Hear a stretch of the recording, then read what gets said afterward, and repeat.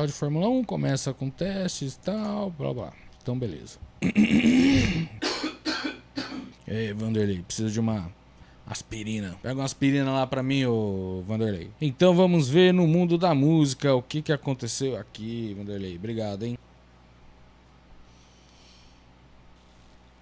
Bora vai, hein? Vamos ver se tem notícia, vai. Porque história do rock, nossa senhora. A galera fica o dia inteiro contando história antiga do rock. História da Smith, história do... Aqui é do perfil oficial da maior banda de rock de todos os tempos, o Kiss. Uma foto de 76 no teatro chinês em Hollywood. Aqui eles estavam bombando, 76? Não, 77 eles bombaram de verdade. Aqui já tava caminho. Nightwish, que se dane. Se tem alguma coisa acontecendo agora, nesse momento, assim. O Brasil não quer ser cúmplice de um genocídio. Isso aqui é tweet do Brasil de Fato. O governo da África do Sul afirmou que o regime imposto por Israel nos territórios palestinos ocupados é mais extremo do que o apartheid, regime racista que vigorou no país africano entre 48 e 94. Cara, é muito... Ô Vanderlei, me manda lá pra floresta. Cara, é muito difícil ficar dando opinião sobre guerra, né?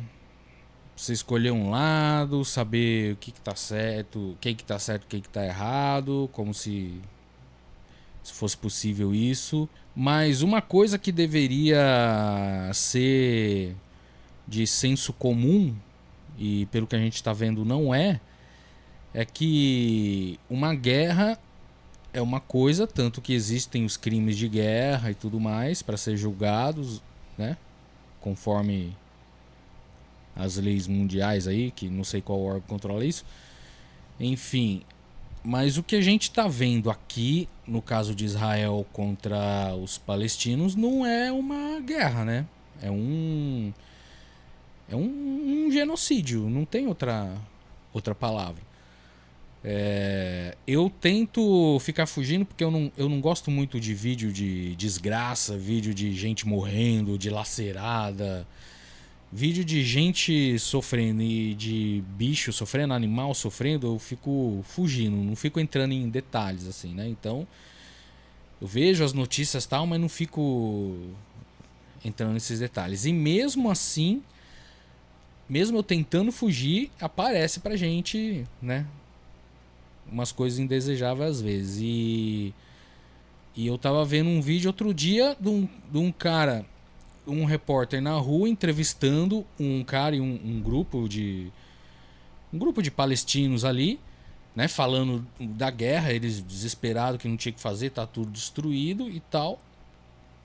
E o repórter entrevista o cara, tal, beleza, obrigado, tal. O repórter e o câmera, né, os dois viram as costas e saem pra continuar a reportagem, entrevistar outras pessoas. Daí eles ouvem um barulho assim, pá, e volta, e o câmera já volta gravando. Que eles voltam gravando, já tá aquele grupo de caras que tava dando entrevista, já tava puxando, arrastando um corpo pelo chão, que era o cara que tinha acabado de dar entrevista pro jornalista. Foi atingido por uma bala de sniper, cara. Os caras ficam de sniper ali, tipo, atirando em qualquer civil que passa pela rua ali. E aí, assim que arrastaram o corpo, aí a mulher do cara que tava perto, o filho do cara que tava perto, já chegaram ali, já entraram em pânico e tudo mais. Os caras ficam assim, em pânico, não tem nem como andar na rua, você pode ser atingido por um sniper. Então, assim, além desses números, como que justifica isso? Que 90% do que morreu, das pessoas que morreram, são civis. De civis, 75% mulher e criança, cara. Então, assim, como o Lula disse, que a galera tá metendo o pau, inclusive as grandes mídias, né, a famosa Rede Globo, todo mundo tá dizendo que criou-se uma crise política, porque uma crise política internacional com o Brasil, porque Lula disse o óbvio, Ah, se a comparação que ele fez com o nazismo não cabe, não sei o que lá. Eu não sou o historiador suficiente para ficar dizendo se cabe ou não, né? A comparação. Mas, assim, o que ele disse, na verdade, além de ser o óbvio, que não é uma guerra de soldado contra soldado, é um exército super poderoso dizimando uma população. Já mataram 30 mil, entendeu? Eles já disseram, se fosse uma guerra contra o Hamas, já teria que ter parado, porque eles anunciaram que mataram o chefe do Hamas já mês passado. Sei lá, já faz um tempo já. Não, acho que foi antes do Réveillon, ano passado. Não sei quanto tempo já tá durando isso, mas eles disseram, deu a notícia, ó, pegamos lá o número 2 e acho que um tempo depois tal, explodiram um lugar lá que tava o número 1 do Hamas, sei que lá, ou seja, eles na teoria eles já teriam meio que desmantelado ou pelo menos enfraquecido muito o Hamas, que seria a tal da guerra que eles estão falando, e o bombardeio só intensifica. E assim, não tem justificativa para você bombardear hospital e como é que pode, meu? Hospital cheio de criança, de civil. E bombardear, não deixar chegar comida, não deixar chegar água, não deixar chegar nada. Para os caras morrer, se não morrer de bomba, morrer de inanição. Assim, é impressionante, é nojento, assim, você vê pra mim, me embrulha o estômago, assim, você vê, tipo, gente, jornalista de grandes mídias tal, tomando um lado na guerra que não seja humanitário. Tomando um lado na guerra, tipo, tem um exército poderoso matando uma população inteira, que já é mais fraca do que eles. Se fosse uma briga de exército contra exército, já ia ser uma briga que ia durar 15 dias, não mais do que isso. Agora tá dizimando um povo inteiro, expulsando um povo dali. Todo mundo sabe que historicamente Israel tá sempre pegando aos poucos isso. Agora eles declararam guerra, mas essa guerra já vem de 1000 anos já. E eles sempre estão matando, que eles estão matando uns pouquinhos. Agora eles chegaram de vez para matar todo mundo. E assim, pelo tanto de criança e mulher que já mataram, eles já eliminaram uma geração. Eliminaram uma geração inteira. Na história dos palestinos vai ter um buraco agora. Um buraco com todas essas crianças e gente que morreu. Vai ter alguns sobreviventes e vai ter um buraco geracional. Eles não vão... Os palestinos que não morrerem agora, eles não vão conseguir... Né, não vão em pouco tempo, não vão conseguir se recuperar em pouco tempo. Vamos dizer assim. E isso é pensado. Então, assim, não é que eles são só maus. É mais do que maldade ainda de matar a população civil. É exterminar uma população mesmo. Exterminar um povo. Não é matar só os que estão agora. Matar as próximas gerações. O que poderia ser uma próxima geração de palestinos. Já mata as crianças agora igual. Ai. Complicado essas coisas. Mas é igual várias partes da Bíblia. Não é? Não tinha lá qual que é a história, vocês aí que deveriam manjar mais da Bíblia do que eu. Vocês que são de igreja. Quando Jesus nasceu lá, que ficaram sabendo que nasceu o filho de Deus tal, e teve, se não me engano, é assim a história, e o rei lá na época mandou matar todos os neném recém-nascidos da cidade.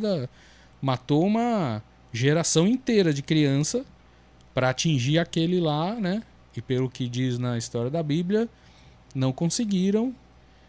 E aí Jesus Cristo cresceu e virou este grande homem que existiu, que dizem que existiu, né? Ô, Vanderlei, vamos voltar lá então, hein? Aê, obrigado, Vanderlei.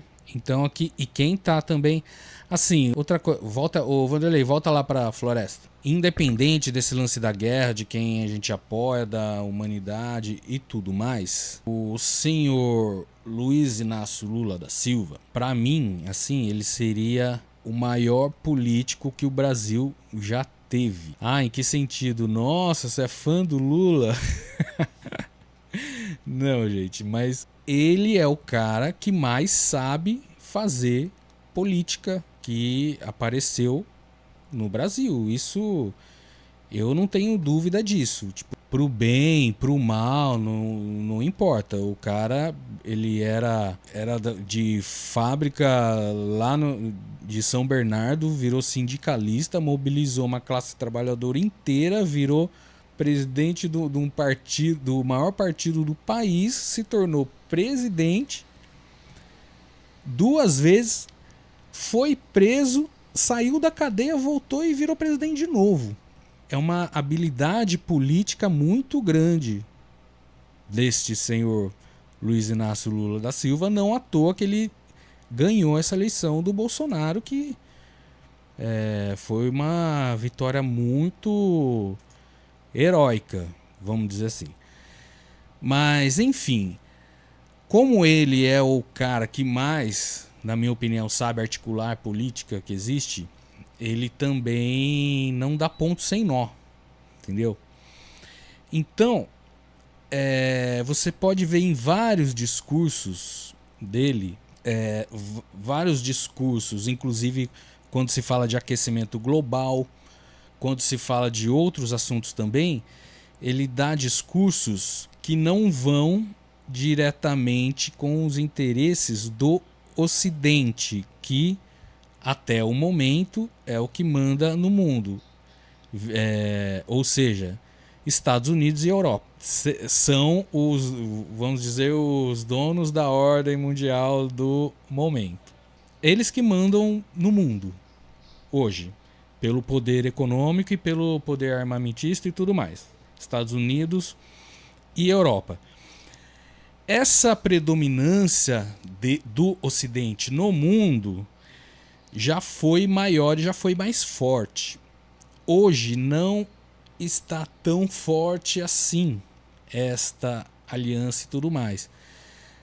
Por quê? Porque a China, né, não preciso explicar o que é a China hoje, dominando toda a indústria do mundo inteiro, né, só em crescimento já há muitos anos, há uns 20 anos a China vem crescendo absurdamente. Tem outros centros também, como Índia, por exemplo, e claro também Rússia. Então, assim, o Brasil e Luiz Inácio Lula da Silva, nos discursos internacionais, já está dando um indício, ter vontade de, se tiver que fazer aliança com alguém, ele já vai querer fazer aliança com essa galera que, pelo andar da carruagem, daqui a alguns anos, não dá para saber quanto, pode ser daqui 10 anos ou pode ser menos, principalmente Rússia e China, seriam a nova ordem mundial que dominariam o mundo, assim como o Ocidente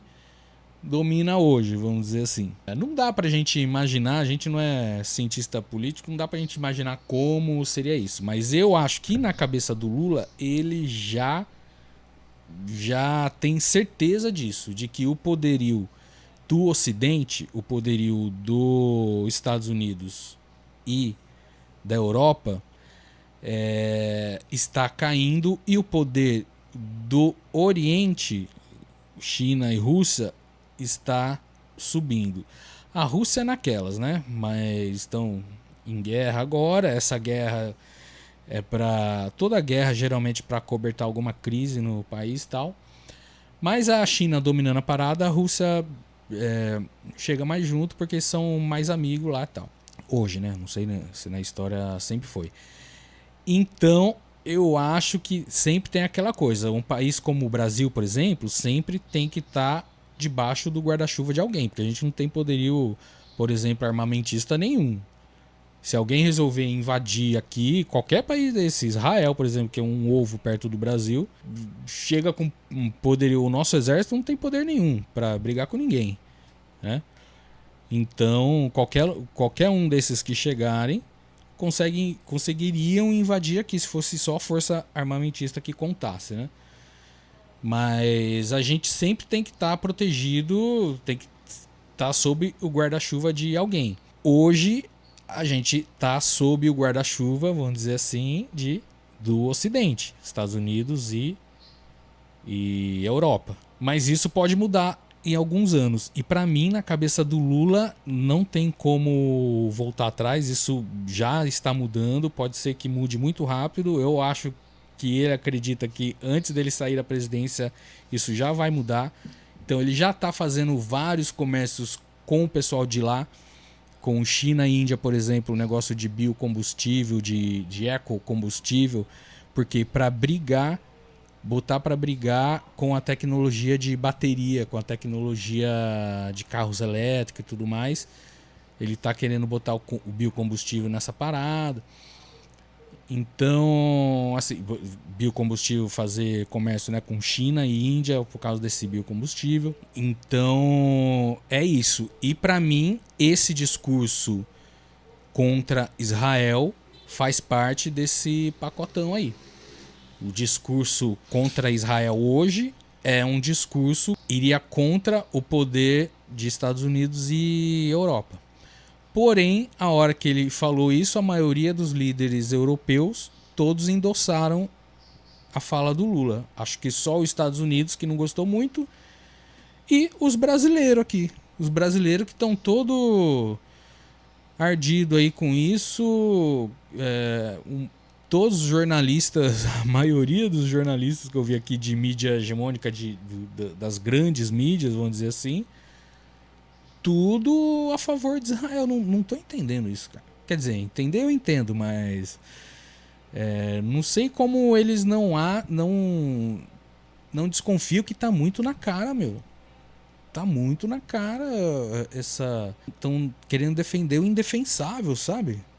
Tá muito na cara esse fascismo aí, ô Globo. Rede Globo. E aí os sul-africanos também estão estão fazendo pressão forte aí, ó. Como sul-africanos, percebemos, vemos, escutamos e sentimos mais profundamente as políticas e práticas discriminatórias desumanas do regime israelense como uma forma ainda mais extrema do apartheid institucionalizado. Isso aí. Contra as pessoas negras do meu país. Olha aí.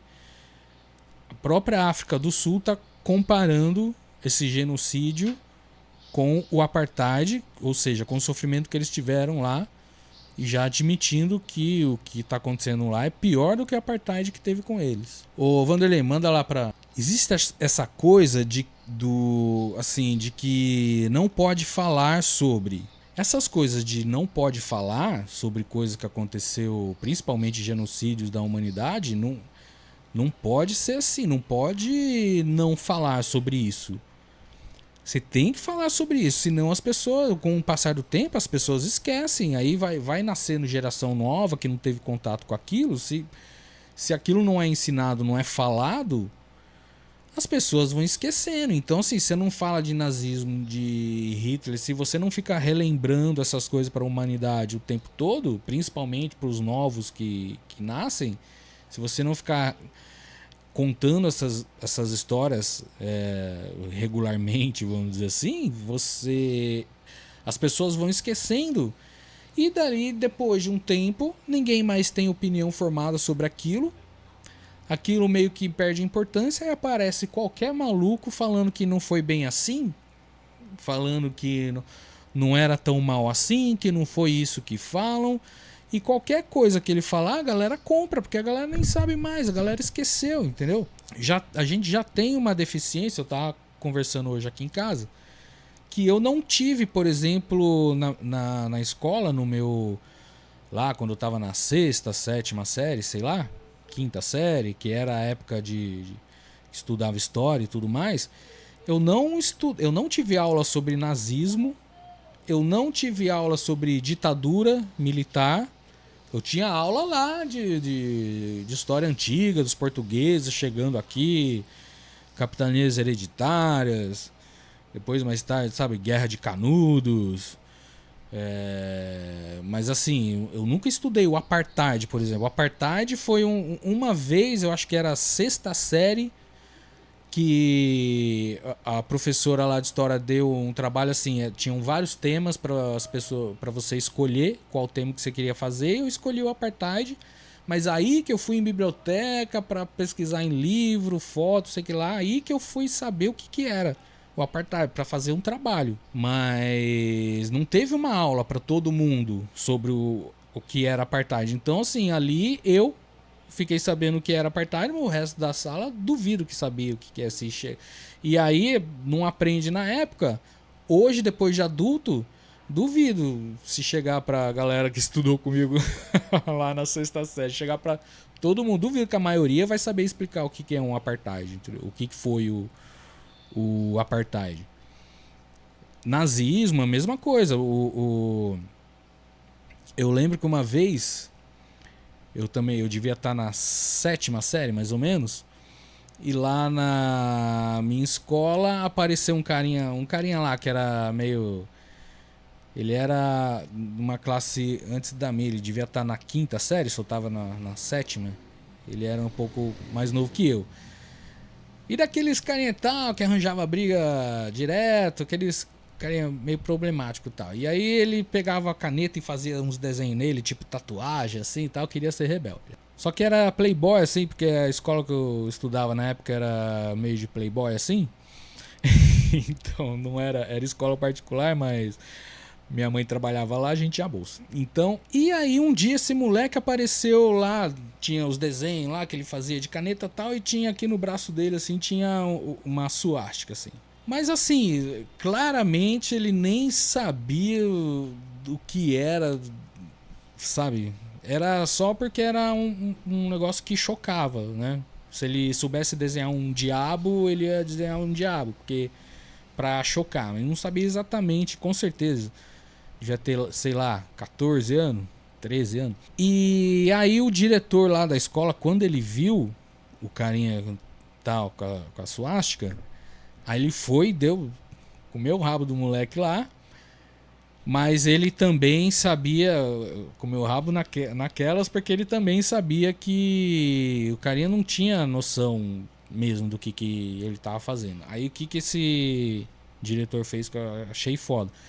Ele foi no dia seguinte, se não me engano, passou em todas as classes, a partir da quarta série, se não me engano, passou em todas as classes e deu uma aula de nazismo em todas as salas. Então ele foi de manhã, foi numa sala, deu uma aula, passou em todas as salas e deu uma aula para explicar o que foi, o que era, quem foi Hitler e tal. Foi a única aula sobre isso que eu tive na vida, e foi por assim, não era nem para ter, sabe? E ditadura também, ditadura militar, eu lembro que tinha no livro da escola, tinha no final do livro, tinha as histórias mais recentes, né? Começava lá na história mais antiga, terminava mais recente. Só que, assim, durante o ano não dava, os professores nem chegavam no final do livro, entendeu? Não dava tempo, sei lá, tipo, a gente ficava o ano inteiro estudando Canudos, sabe? Não chegava nas histórias recentes assim. Então eu também nunca tive uma aula de ditadura. Tudo que eu sei de ditadura militar hoje em dia fui ver depois por conta própria, assim. Então, assim, são assuntos que não pode deixar morrer, não pode não falar, não comparar, não pode ser assunto proibido, tem que ser assunto recorrente, que é pra gente lembrar toda hora, sentir vergonha daquilo pra não deixar acontecer de novo. Aí tem uma educação falha dessa, por exemplo, como a minha, que não tive essa base. Aí você vê na internet hoje um monte de gente da minha idade falando de terra plana, sabe? Querendo discutir o óbvio de tudo, sabe? Negacionista de tudo. E sempre uma coisa sem base de nada, sem fonte nenhuma, sem umas coisas muito. E por que isso? Né? Não só isso, mas falta de uma educação de qualidade. Né?